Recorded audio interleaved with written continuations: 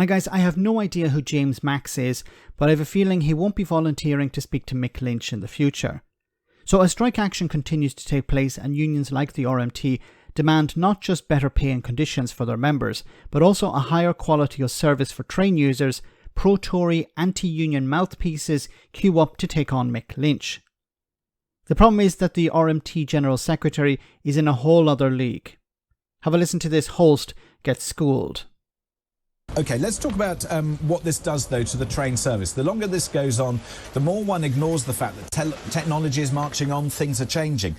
Aren't you at risk of putting your members out of a job and out of work? Because, frankly, you don't need people to drive trains and to guard them in the way that you used to. You don't need staff in the way that we used to have them before, because people can do it online, they can buy their tickets, they don't need as many staff. You could be putting your members at risk, aren't you?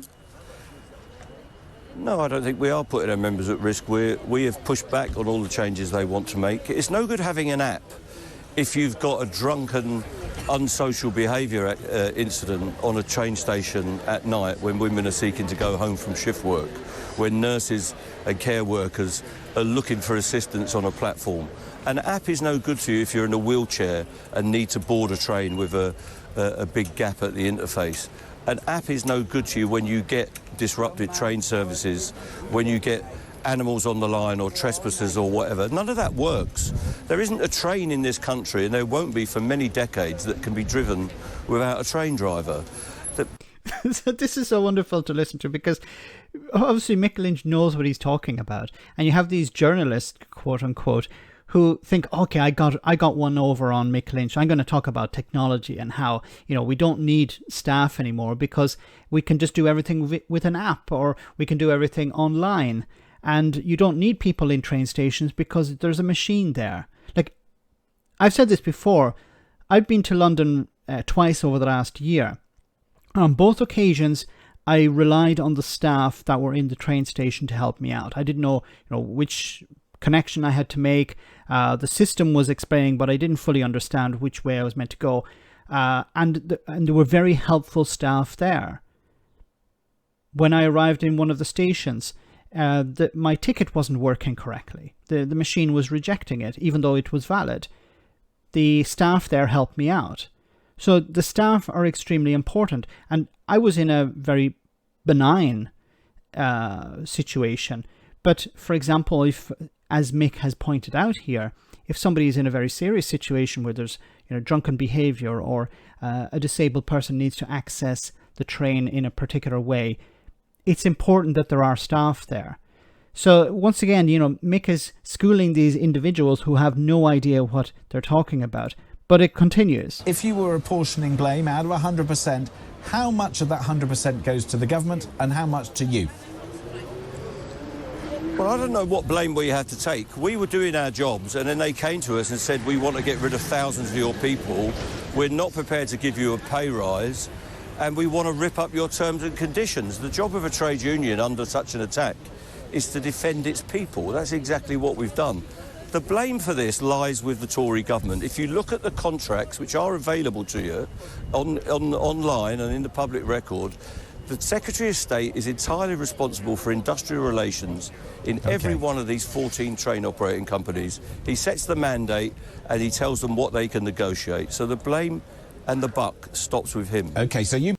Once again, what the media are trying to do is say, well, part of the blame is on the Secretary of State for Transport and part of the blame is on the trade unions who are going on strike. No, the mandate is set by the Transport Secretary.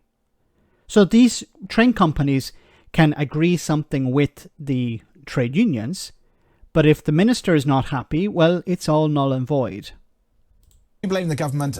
Before I let you go, you say the public is on your side. You've just disrupted them, and back to that point, you've just disrupted them significantly. How long can you rely on their support? Well, nobody likes being disrupted. We understand that. We understand that people get disgruntled and unhappy. But when we're about the place, when I'm walking around this town and all around Britain, people come up to me and say, keep going. People toot their horns here.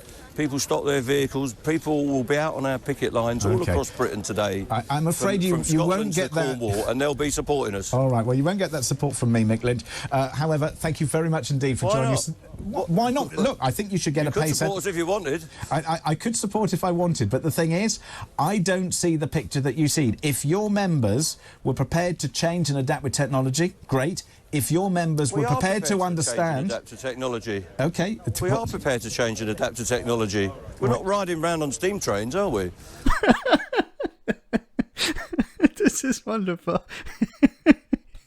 Like, why do these people interview Mick Lynch? They know they're going to have their arses handed to them.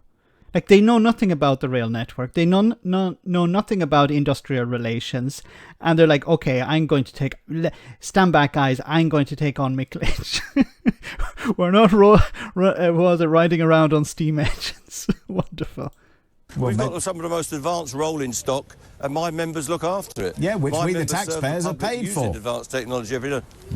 Yeah, and so why do you give that money to the private sector operators when they're not running trains? Well, they should be running trains. Why is the government subsidising this dispute? And why don't you have a go at them rather than at our members? Don't you worry, I'll be having a go at them, because I think they've negotiated as badly about this as you have. Ask them why they have received £900 million in indemnity for not running trains during this strike.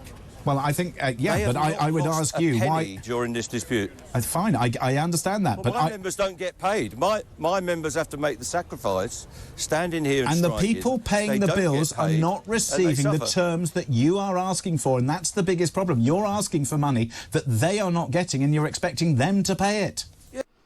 But they can demand the same things. Other taxpayers, if they join a trade union, can demand the same things as Mick Lynch is demanding. Why is this so difficult to understand? Mick Lynch is there to defend the rights and conditions and pay of his staff, of his members, sorry. That's what he's there to fight for.